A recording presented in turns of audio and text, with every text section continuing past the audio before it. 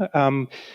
Okay, well, thanks for hanging in there today, and it's good to see everybody. And we're going to, I had a conversation earlier about the Future Summit, and a key piece of the Future Summit was the negotiation over a global digital compact, which is essentially designed to set the rules of the road for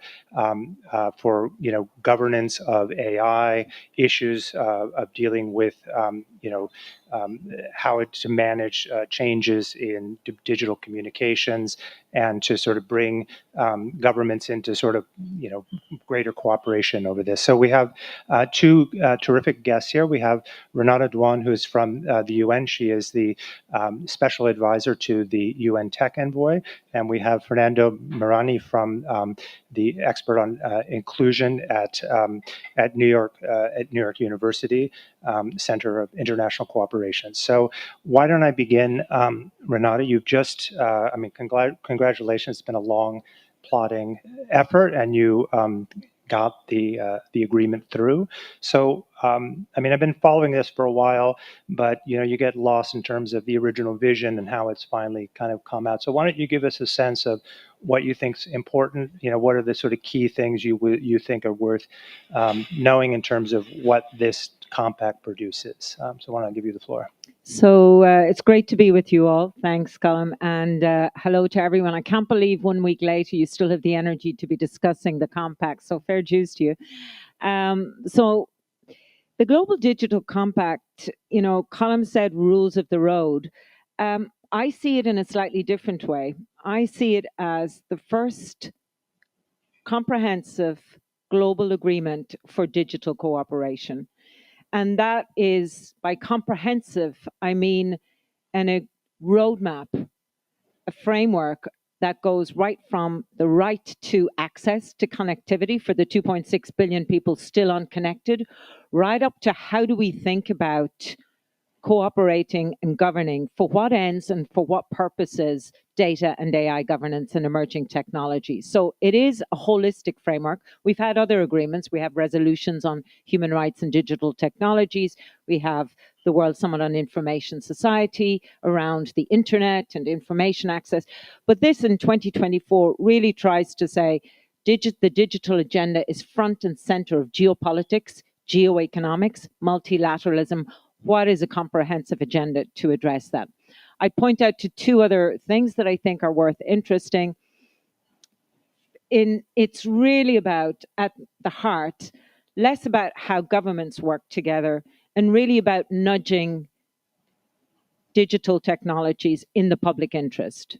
We've seen the experience of 20 years of the internet, where there was very much a hands-off approach. And those of you who were present at the creation of the World Summit on Information Society, strong language that would be almost impossible now to have agreement about, that government should take a hands-off approach. And we've seen some of the challenges that has presented for our societies. 300 million children a year reportedly suffering from child abuse online. Over 2/3 of women in Africa still unconnected to the internet. So we are saying that we need to nudge digital technologies and the digital agenda in the public interest, and governments need to nudge it in that direction. Third, I would say it's innovative in that it's multi-stakeholder, and that has been one of the most significant tensions in the discussion, as to it very much asserts a strong role for the technical community, civil society, all stakeholders, private sector in digital cooperation going forward. And that will be one of the areas to be seen to explore. And fourth, I think it sets forth an agenda for AI governance. You've highlighted that. But I did want to come to keep us reminding that the AI debate right now is turning us back to older problems. The AI debate's an energy debate. The AI debate is a connectivity debate. The AI debate is a literacy and skills debate. So I think that's important to bring into the picture. Right. Maybe we can talk a little bit. If people were following the debate over the last couple of weeks, there was an effort by Russia to hold up consensus not only on the Future Pact but also on this document. And the deputy foreign minister, after the decision was taken, made it clear that Russia would not accept this agreement to be reflected in future UN documents, that without sort of additional painstaking, he used the word painstaking negotiations. So, you need money to sort of underwrite some of this stuff that has to be signed off in the UN budget committees. Like, how difficult is the next step implementation of this going to be? Do you want to start with Fernando a bit? And Sure, and thank you for having me, and thank you for giving me the difficult one. Yeah. But maybe from my civil society hat, I can answer some of those issues easily, or easier at least. But also, yes, just to say that congratulations to Renata and all the people who was logged for hours on those negotiations. In my previous life, I used to be a diplomat. I know how many hours we spend in a room to try to get out of those documents. And this demonstrates the commitment of the governments and the UN to actually have a meaningful outcome. I also have to say that I was part of the UN when this discussion started like 3 years ago. It was part of the result of the common agenda document of the Secretary General, and at the time there was a lot of appetite on government to discuss this in New York, but there was not enough knowledge. And something I will never forget, I was sitting behind the President of the General Assembly having this discussion about the Global Digital Compact, and you will hear a lot of voices from the government say, yes, we would like to see this, but we don't know if New York is the place. We don't know if we have the capacity to discuss these issues. But behind them, on top of the balcony, there was all these private companies saying, please let's have this discussion. We need to have a platform global where we can discuss the issue of standards. As you can see, 2 years later, we have an outcome. The situation on the need of global governance about digital is an issue. We can refer to Brazil, for example. I think that there are so many challenges that government faces. So this possibility to have a platform that brings together the companies, the private sector, the civil society, governments, and the UN with their expertise to solve or to try to solve some of these big challenges is really important. How is going to be this implemented? That's going to be a joint task. This is not the first time that a government say, I don't like this document, I disassociate from this document. Just to let you know, a few years ago in 2016, 2017, it was the US very strongly. Every time that the issue of Agenda 2030 was raised in a meeting, they would say, we will disassociate from Agenda 2030 and read like a 20-minute disclaimer. Still, the UN went ahead. Still, the budget was going ahead. There wasn't funds to implement the agenda. And nowadays, the US is one of the bigger cheerleaders of the Agenda 2030. So let's see where is Russia in a few years. Maybe Russia is cheering in a few years to have the Global Digital Compact as the platform to bring global governance to digital issues. Just to say that coming from a country from the global south, I think this is a huge win for countries, especially small countries that don't have the ability to follow the plus 30 forum around the world that deal with digital issues. Now they will have a place where they can come and they will have a sense of which are the new challenges, where are the issues that they need to address, and how to work together. So, let's see what happened with Russia. So one thing I wanted to ask is the whole question of trust. I mean, to me, it seems like there's this sort of cloud of mistrust sort of in a way affecting the entire discussion going through. You had the sort of tech community very suspicious of a state-centric negotiation, a feeling that this is an industry that has sort of developed from the ground up, and that there's a lot of distrust in government running it. You'd have governments like Pakistan, Russia, China very uncomfortable about having what they call the multi-stakeholder model with outside tech people, academics, private sector, brought into the building and being more deeply involved in the conversation about how the future is going to kind of evolve. So I'm just sort of curious, is that something that now is resolved? I know that the compact asked for civil society to express support for it. I had the feeling talking to some groups that they are not ready to do that, feel they weren't deeply involved enough in the negotiations. But maybe if you can, Renata, if you can address this whole issue about trust. Sure. Trust is at the core of the GDC, which is one of its driving issues.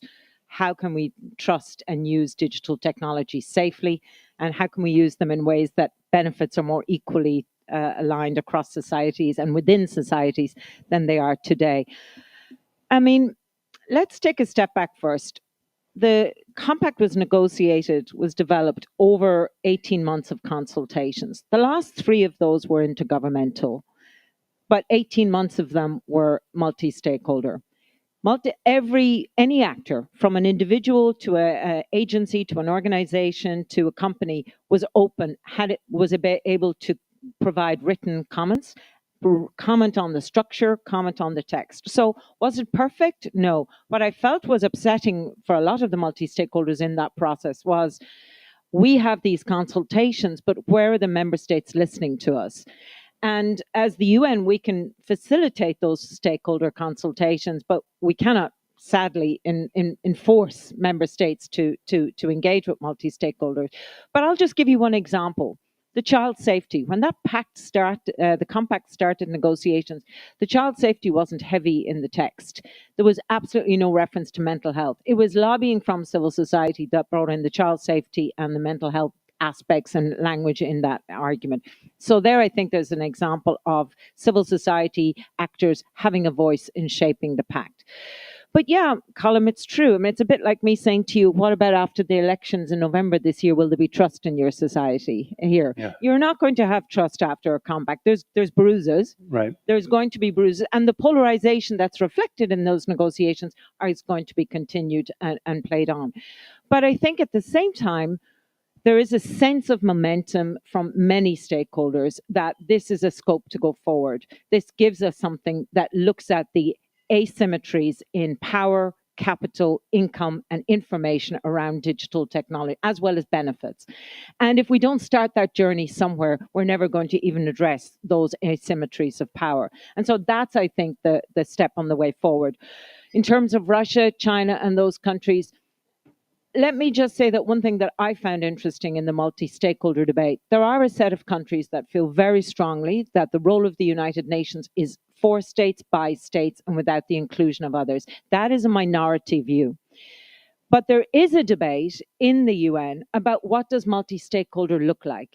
And you're part of that discussion, many of you. And for some stakeholders, and particularly from the global majority, sometimes multi-stakeholder to them feels like Western-dominated American, Anglo-Saxon, English voices.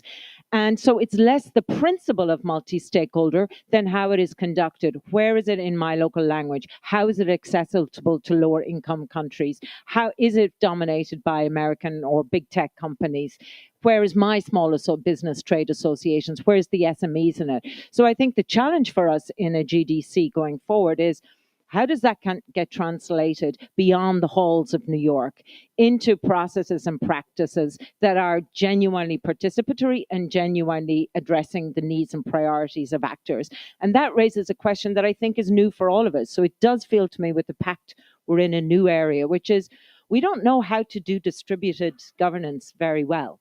We know pretty well how to do top-down structures, but how we do that sort of facilitation of others leading in the way where it's not the UN front and center or the government's front and center will, I think, be the challenge. You know, I'm curious about how this agreement balances the whole issue of preserving freedom of expression, a kind of freewheeling internet, but with also kind of addressing some of the more negative consequences of its explosion, harassment of people, hate crimes, all sorts of awful things that happen. I know there's language in it about trying to dissuade governments from imposing internet blackouts, but at the same time, how do they strike the balance between maintaining what's so many people love about it, but also to address these issues which make life quite awful? So I think that we live in a world now that the third of our time we are online. So if we are not afraid of having rules and laws in our offline life, what are we afraid to have rules and law on our online life? I think that's why we created, I'm a lawyer originally, that's why we created rules, back in the ancient times to regulate our interpersonal relations in a way that we are not damaging and we are respecting each other and we respect the boundaries of the law. And so I think that maybe 20 years ago it makes sense to have an internet that was totally free. But now I think that we see the damages that some of the lack of regulations online are creating, especially with vulnerable populations, with young people, with teenagers, that we cannot just keep on doing like a blind eye and say, well, that's not a problem, and the principle of freedom overruns any other requirement to have a regulation. I just think like what we need is good law. and we need good regulations. We need to have regulations that reflect the needs and the realities of everyone around the world, not only in the US or Europe or Russia or China. So, and for that, we need people sitting on the table and designing a global governance that suits those different realities. I come from the inequality world, and just to give you an example, recently I was in Egypt for the Inequality Arab Forum, and they love saying we are the most inequal region in the world, so we need A, B, C, D. And I come from Latin America. We tend to say all the time we're the more unequal region in the world because A, B, C, D. And the reality is both regions are really suffer in inequality, but the solution that have to be designed and applied to tackle are totally different. So we cannot expect that the solution that will work in Latin America will be working in the Arab world. Offline, but also online. And so I think that that's what I see a great opportunity now to design good governance, to design good rules, but not to be afraid of having it. It's like, because there is a chance that someone will abuse a rule, there is a chance that someone will abuse a law. It's not a big risk. It's a challenge that we should take if we benefit from all the other thousands of times that the rule is respected. Right. Well, thank you very much. I actually have more questions, but I think we've run out of time, so we're going to have to wrap it up. But thanks everybody for listening, and thanks Renata, Fernando, for joining us. I appreciate it. All right, take care.